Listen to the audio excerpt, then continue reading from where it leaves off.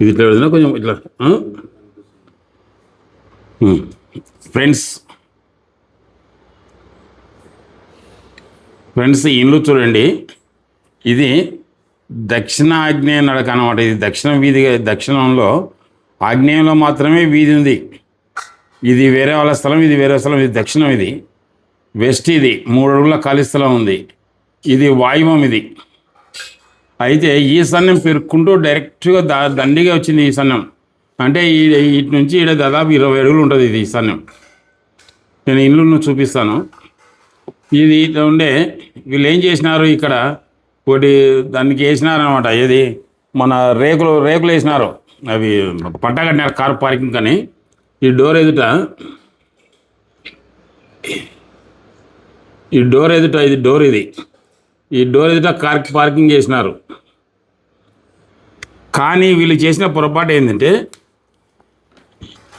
ఇక్కడ నుంచి ఉత్తరంలో వస్తున్నాము, ఇట్లా తూర్పు గేట్ వచ్చి ఇట్లా వస్తుంటే వాయువు ఆగ్నేయం నడుస్తున్నాం. కానీ ఇట్లా వస్తున్నామని వాళ్ళు ఆలోచన చేసలేరు. ఓన్లీ దక్షిణాగ్నేయ వీధి పడుతుంది స్థలానికి అనే ఆలోచన చేసినారే కానీ, ఈ స్థలానికల్లా ఇది తూర్పు తిరిగి తూర్పు ఈశాన్యంలో దిగి తూర్పు ఆగ్నేయం తిరిగి దక్షిణాగ్నేయం పోతున్నారు.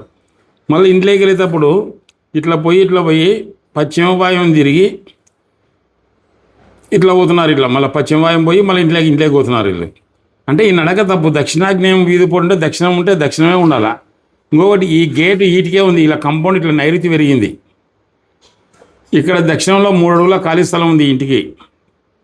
అయితే ఇక్కడ వాయువంలో బాల్కనీ ఈ కంపౌండ్ గోడ మీద ఉంది. ఇది పొగా కంపెనీ.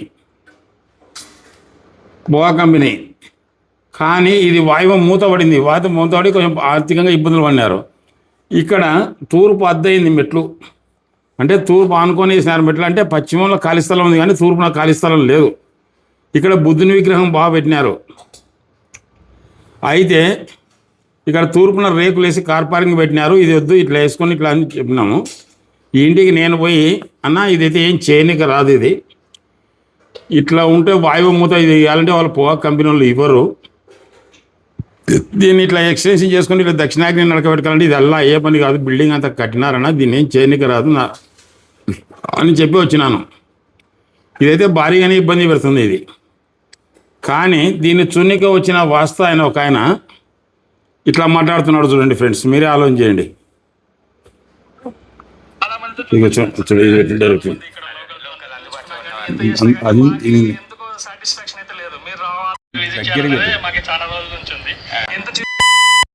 ఏదో ఒకటి అయితే మాకు అర్థం కావట్లేదు.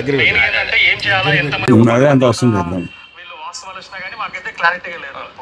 సో మాకు అది దేవుడి ఇచ్చారేమో కానీ నేను ఈ రోజు మీరు ఫోన్ చేయడము మాకు అదేదో కొంచెం దేవుడిచ్చి కొంచెం ఎవరో వస్తారు సెకండరీ నాలెడ్జ్ ఉన్న వాళ్ళు. మేజర్ నేను కూడా చెప్తా ఉంటాను, మనం మంచి జరిగే వంతుంటే నేనని కాదు, మోనార్క్ ఇంకెవరైనా సరే మనకు వస్తారు. మనకు నష్టం జరిగే వంతుంటే ఎవరో నష్టపోయామైన ఆలోచనలు ఇచ్చే వాళ్ళే వస్తారు.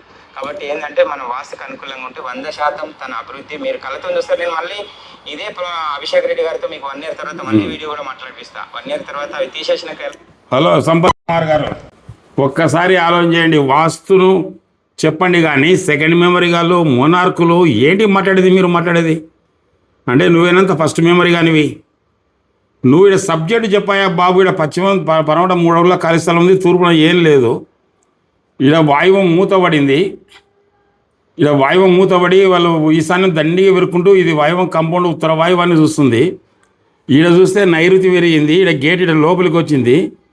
దీన్ని చెప్పురా నాయన అంటే సెకండ్ మెమరీ వాళ్ళు మోనార్కులు నువ్వు అని మాట్లాడుతున్నావు. నువ్వు అంత పెద్ద తెలివైన నువ్వు ఒక్కనివేనా? ఎవరు లేరా తెలివైన వాళ్ళు? నీ అంత తెలివైన వాళ్ళు ఇంకెవరు లేరా? ఎట్లా మాట్లాడుతున్నారు మీరు? ఒక గౌరవంగా మాట్లాడాలని నేర్చుకోండి మీరు. ఇష్టానుసారంగా నువ్వు చూస్తే ఎట్లా మాట్లాడతారు. హరివాసు అంటే అది హరివాస్తు ఆయన అయితే మరీ కారంగా మాట్లాడతాడు. చీ వాస్తువులు చెప్పేతలకు ఇంగిత జ్ఞానం లేదు. చీ అంటాడు ఆయన. అంతే ఇంకా వాస్తు చెప్పేతలకు ఇంత ఆయన ఒక్కనికి ఉంది ఇంగిత జ్ఞానం. ఇంకొక ఆయన ధనుంజయ స్వామి అయితే ఆయన మరీ ఇక ఈ కారంగా మాట్లాడతాడు. ఆయన లోకల్ వాస్తువులు 24 గంటలు లోకల్ వాస్తువులు ఏం చెప్తాడు. 24 గంటలు లోకల్ వాస్తువులు ఏం చెప్తాడు ఆయన. ఒక్కసారి మీరు ఎదుటి వాళ్ళని కూడా ఆలోచన చేయండి. మీరు ఒక్కరివే తెలివైన వేను. మిగతా వాళ్ళు ఎవరు తెలియదు. ఒక్కసారి నేను మీతో కలచాలనుకుంటున్నా. ఎందుకంటే ఎవరు సెకండ్ మెమరీ గాల్లో ఎవరు మోనార్కులో తెలుస్తుంది. ఎట్లా మాట్లాడుతున్నారు అర్థం పర్థం లేకుండా? మీరు ఒక్కరైనా ఉండేది ఈ ఇష్టానుసారంగాన ఎట్లా మాట్లాడేది? ఒక్క నిమిషం ఉండు, మీకు చెప్తా.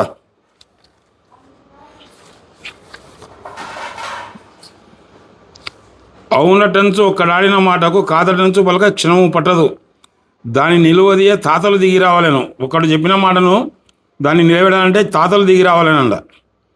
అవునటంచు ఒక్కడాడిన మాటకు కాదటంచు పలక క్షణము పట్టదు, దాని నిలువదియే తాతలు దిగి రావాలేను.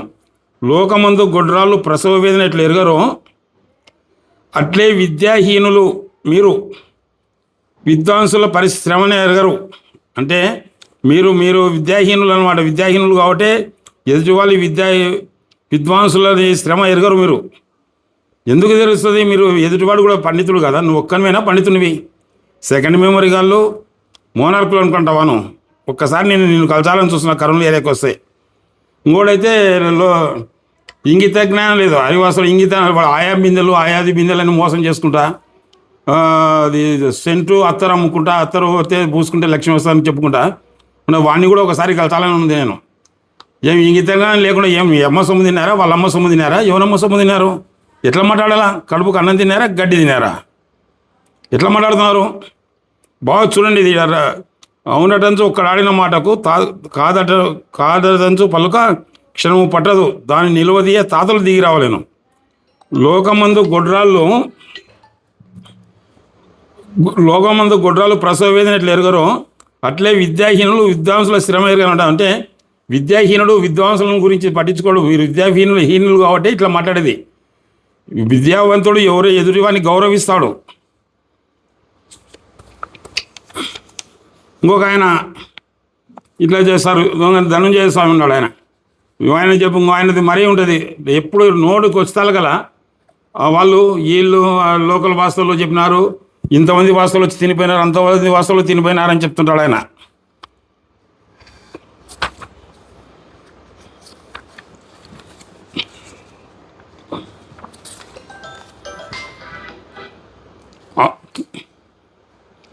చెప్పులోని రాయి చెవిలోని జోరిగా కంటిలోని నలుసు కాళ్ళలోని ముళ్ళు ఇంటిలోని పోరు ఇంత కాదాయని చెప్పినాడు. మాట్లాడేవారి చెవి దగ్గర జోరిగలాగా నడిపేవాడు చెప్పులోని రాయి, కంటిలోని నలుసు ముళ్ళు ఎక్కువగా బాధ పెట్టును.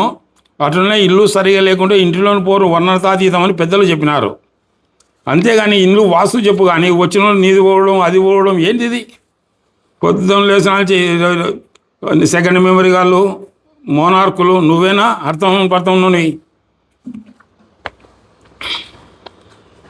వాక్కు వలన గలుగు పరమమోక్షం బాగు, వాక్కు వలన గలుగు వరఘనతలు, వాక్కు వలన గలుగుడు నెక్కు ఐశ్వర్యములు అని పెద్దలు చెప్పినారు. మనం మంచిగా మాట్లాడితే 10 మంది మనల్ని గౌరవిస్తారు. మనం చెడ్డగా మాట్లాడితే నువ్వు 1 ఏళ్ళు ఎత్తి చూపిస్తే నీకెళ్ళి 100 ఏళ్ళు ఎత్తి చూపిస్తాయి. ఇవల్ల కొంచెం మానుకోండి. మీ రూటు మీరు చూసుకోండి, మీ కథ మీరు చెప్పండి.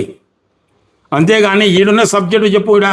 ఇక్కడ వాయువు మూతపడింది, దీన్ని ఏం వాళ్ళు చెప్పకుండా ఇక్కడ పశ్చిమ 3 అడుగుల ఖాళీ స్థలం ఉంది, ఇక్కడ కొద్దిగా అని ఇది చెప్తున్నావు.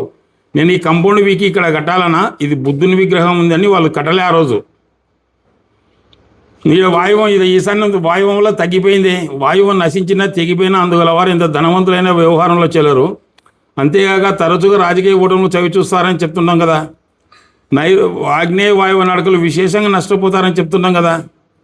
అవిలా చెప్పడం లేదు, అవి తెలియదా? ఏం మాట్లాడుతున్నావు?